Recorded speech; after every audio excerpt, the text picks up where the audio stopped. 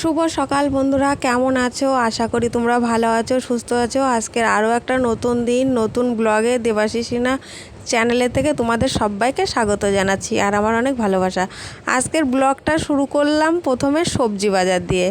ছেলের জন্য 4 packet Maggi নিয়ে এসছে, ছেলে ম্যাগি করতে গেল। আর এদিকটায় নিয়ে এসছে অনেক সবজি, ডেমি কুমড়ো, পটল, ওল, বেগুন, অনেক কিছু নিয়ে এসছে। 2টো আম আছে। আর এদিকটায় সবজি কাটছি, মানে যত রকম নিয়ে এসছে সব রকম কিছু দিয়ে একটা সবজি করব।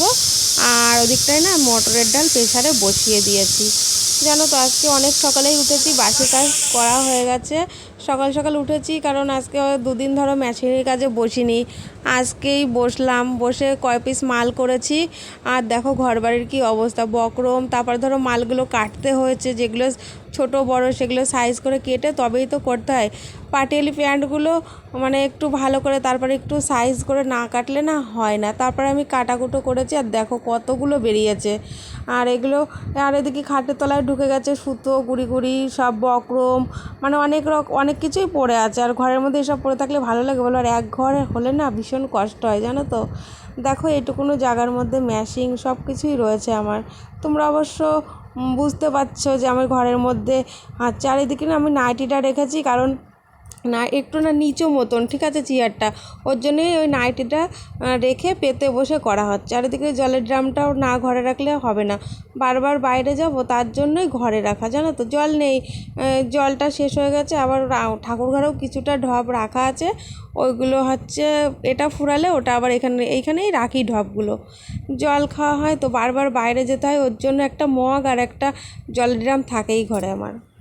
যে জামা কাপড় নিয়ে বেরিয়েছি, কাঁচা ধোয়া করিনি সকালে, বেশি নেই জামা কাপড়, ছেলে আর দুটো একটা আমার, আর দুটো একটা আমার পরের, ওইগুলোই কাঁচা ধোয়া। আর ঘরটার তো ঝাড় দেওয়া হয়ে গেছে।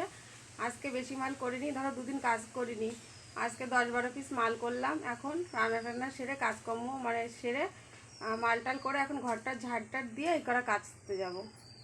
সকালে কাচিনি, সকালে কাচতে গেলে ভাবলাম হয়তো কাজটা একটু লেট হয়ে যাবে, 2 পিস মাল তো হবে, করি। আর না এই দিকটায় কাজ করতে করতে না বসাই হয় না।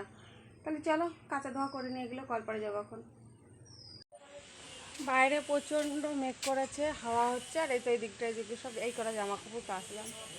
বাইরে দেখছি কত সুন্দর হাওয়া, দেখো গুড়ি গুড়ি গুড়ি একটু একটু বৃষ্টি পড়ছে। জামা কাপড় একদম ভিজা, এখন তুলবো না, পরে তুলবো। মাথায় শ্যাম্পু করলাম। আর চলো এখন খাওয়া দাওয়া করবো। বৃষ্টি কেমন হচ্ছে তাই বাইরে আসলাম একটু দেখার জন্য। আর কি রান্না করেছি তোমাদের এক ঝলক দেখায় চলো। এই যে ভাত বাড়া হয়ে গেছে, আর আজকে রান্না এই যে ডাল, আর এদিকে একটা সব রকম তরকারি।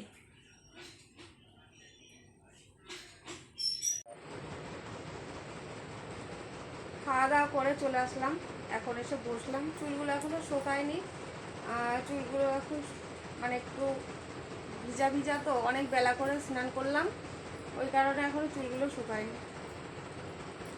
আর খাওয়া দাওয়া করে থালা বাসন মেজে রান্নাঘর পরিষ্কার করে তবেই আসলাম। আজকে একটু শুইনি, আর এখন শোবও না, আরও মেশিনের কাজ আছে। আর একটা কথা বন্ধুরা, তোমরা সবাই আমাকে একটু সাপোর্ট করো, আর তোমরা আমাকে ভালোবাসা দাও, আর আমিও তোমাদের নতুন নতুন ভিডিও দেব। আর আমার ভিডিওগুলো কেমন হচ্ছে অবশ্যই তোমরা সবাইকে বলছি পুরো ভিডিওটা দেখো, আর লাইক শেয়ার কমেন্ট সাবস্ক্রাইব করো।